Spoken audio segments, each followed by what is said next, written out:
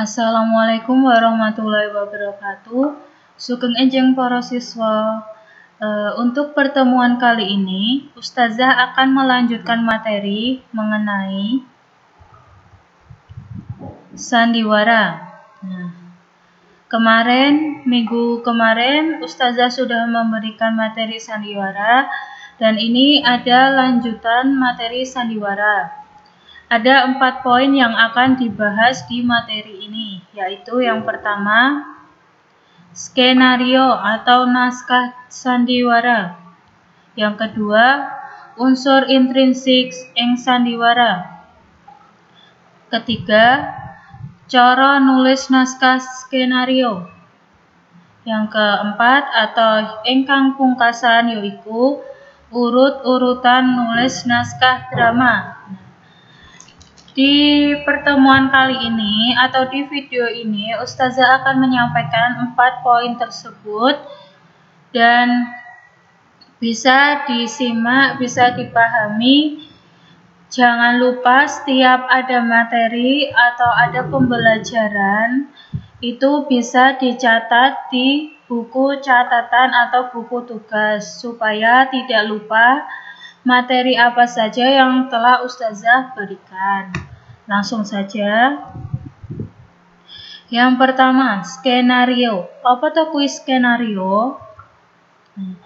Skenario yaiku rantaman lakon atau cerita sandiwara, drama, film, apa dene sinetron ing sajroning skenario dumadi saka pirang-pirang babak lan saben babak ana pirang-pirang adegan. Jadi, skenario adalah rangkaian cerita sandiwara, drama, film, atau sinetron. Di dalam skenario ada beberapa babak dan setiap babak ada beberapa adegan. Jadi, skenario itu rangkaian dari cerita.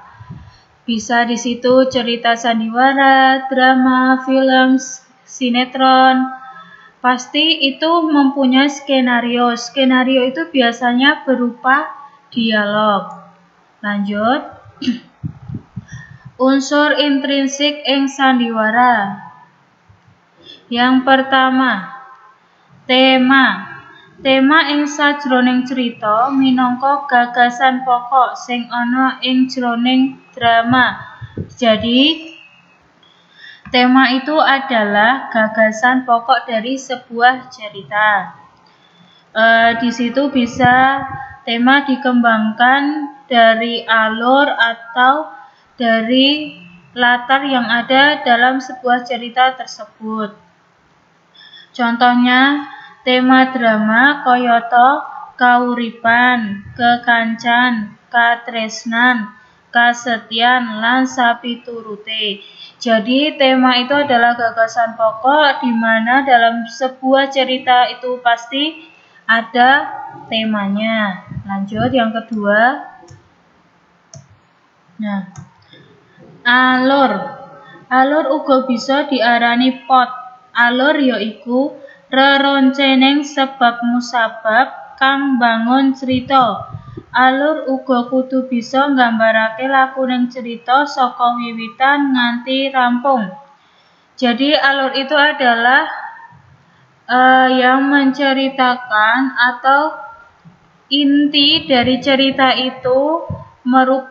Dalam cerita itu termasuk alur maju atau alur mundur atau alur campuran.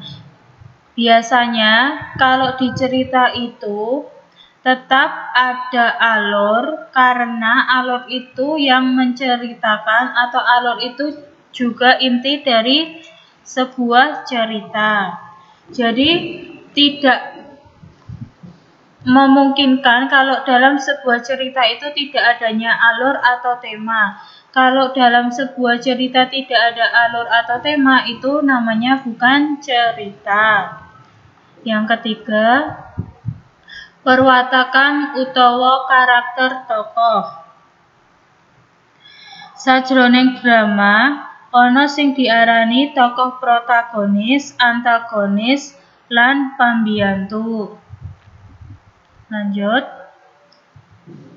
Latar atau setting. Latar yaiku sakabehing katrangan panuduh sing ana samubarang karo wektu, swasana lan panggonan ing sajroning cerita.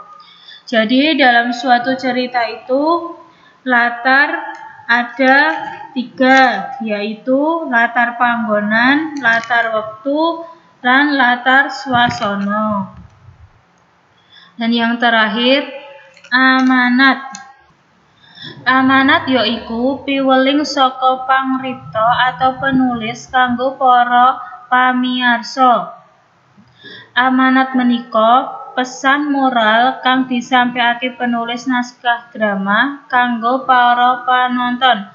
Jadi amanat itu adalah pesan moral yang akan disampaikan penulis untuk pembaca. Nah, tadi Ustazah sudah menyampaikan alur atau plot.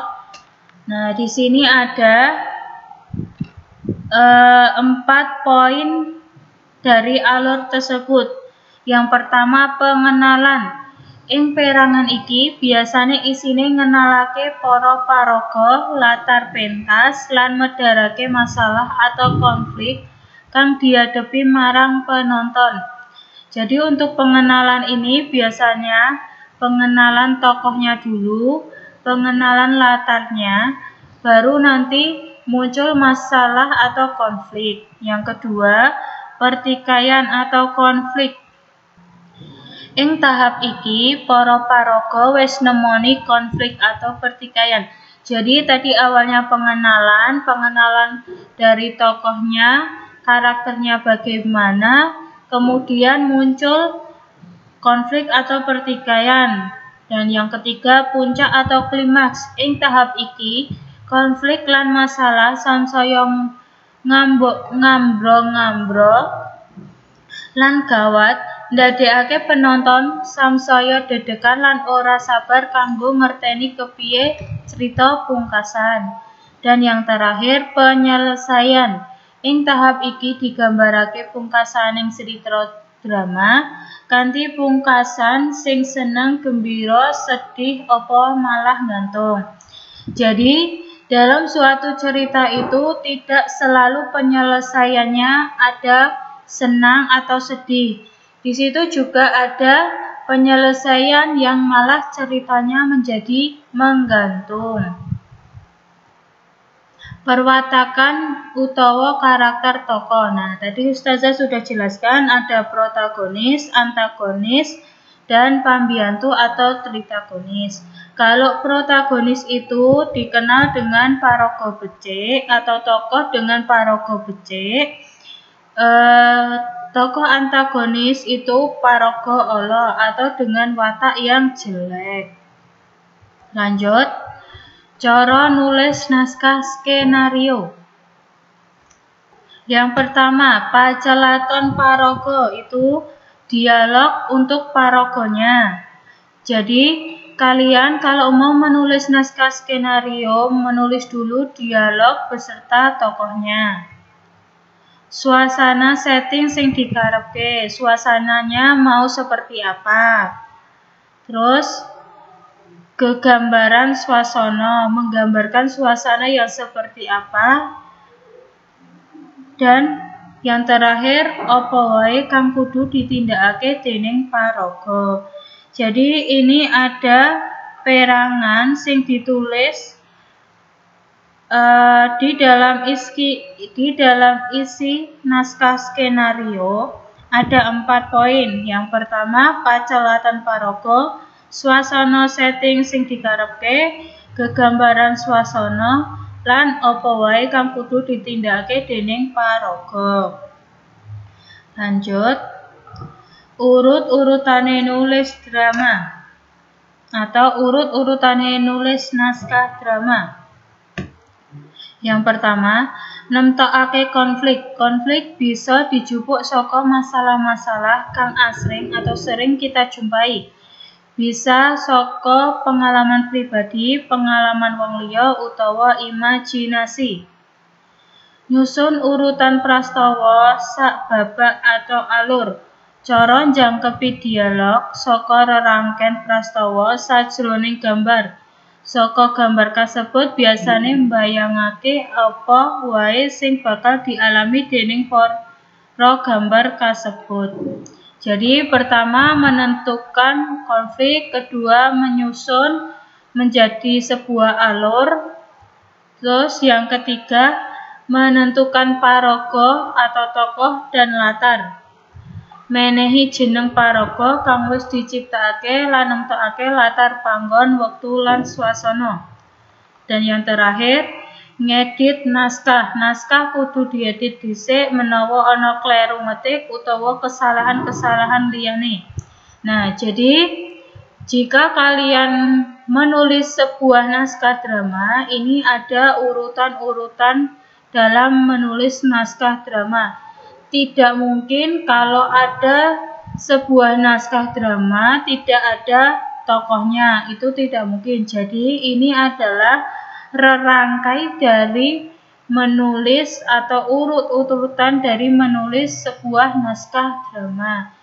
Tidak boleh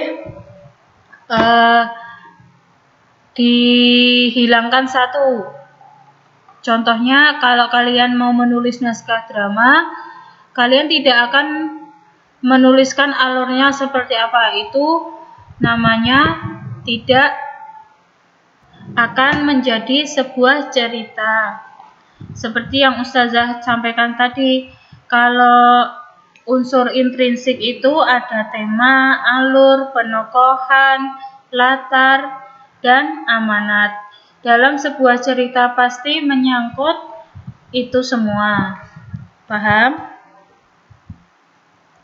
Nah, untuk materi sandiwara, insya Allah sudah cukup sampai di sini. Pesan Ustazah, jangan lupa setiap ada materi pembelajaran ditulis di buku tugas atau di buku catatan supaya tidak lupa materi apa saja yang telah diberikan. Dan untuk pertemuan berikutnya, insya Allah nanti ulangan harian yang kedua. Kemarin itu sudah ulangan harian yang pertama. Dan Ustazah harap semua bisa mengikuti ulangan harian dengan baik, mengumpulkan dengan tepat waktu, jangan menunda-nunda pekerjaan, karena kalau kalian menunda-nunda pelajaran atau menunda-nunda pekerjaan yang telah diberikan Ustadz-Ustazah, itu akan menyulitkan kalian sendiri. Jadi jangan pernah menyepelekan pelajaran-pelajaran satu dengan pelajaran yang lainnya. Tetap